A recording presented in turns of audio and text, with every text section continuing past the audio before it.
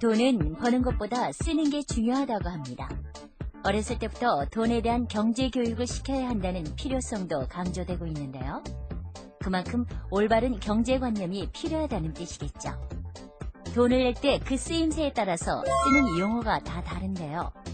돈을 사용할 때 올바른 표현, 경제관념의 기초겠죠.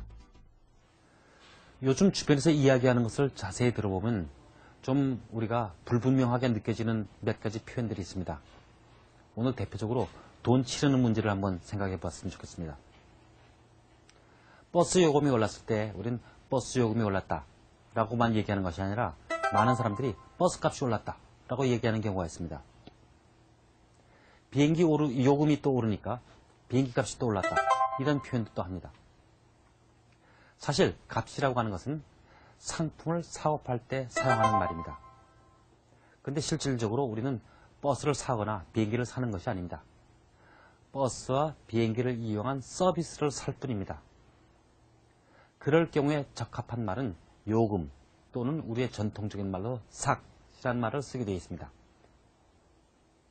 그래서 이 지불하는 관계가 예를 들어서 우리가 서비스에 대한 지불이냐 아니면 상품에 대한 지불이냐에 따라서 이 두 단어는 구별해서 써야 합니다. 비슷한 것으로 세가 있습니다. 세. 우리가 집을 일정한 기간 동안 빌려서 완전히 전용을 할 경우에 우리는 이건 요금을 낸다기보다 세를 내게 되어 있습니다.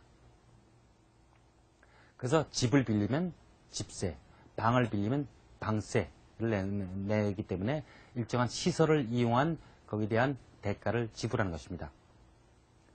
따라서 이런 임대기간이 있는 것은 세를 내는 것이고 용역과 서비스를 받을 경우에는 요금을 내는 것이고 또 경우에 따라서는 삭스를 내는 것이고 근데 상품을 샀을 때는 거기에 대한 값을 내는 겁니다. 그리고 이 모든 지출을 우리는 뭉뚱그려서 비용이라고 이야기하게 됩니다. 어떻게 생각하면 다 똑같이 돈 내는 건데 뭐 그렇게 복잡하게 얘기하느냐 라고는 하겠지만 우리 사회가 경제적으로 발전하고 복잡해질 때마다 이런 경제적인 관념을 분명히 하는 것은 큰 의미가 있으리라고 생각합니다.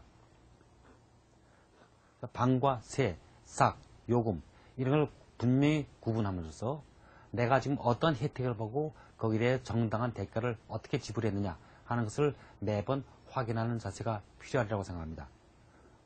앞으로 복잡한 시장 경제의 발전, 이 속에서 우리 각자 시장에서 어떠한 거래 행위를 할 것인가, 상품을 거래할 것인가, 서비스를 거래할 것인가, 노동을 거래할 것인가 하는 것에 대한 여러 가지 충분한 개념의 정립이 좀 필요한 때가 아닌가 하는 생각입니다. 그런 점에서 우리 일상생활에서 아무렇게나 써도 큰 문제가 없을 것 같긴 하지만 자라나는 세대에게도 정확한 경제관념을 불어넣게 하기 위해서라도 이와 같은 단어를 제대로 구별해서 쓰는 것이 바람직하지 않을까 하는 생각입니다.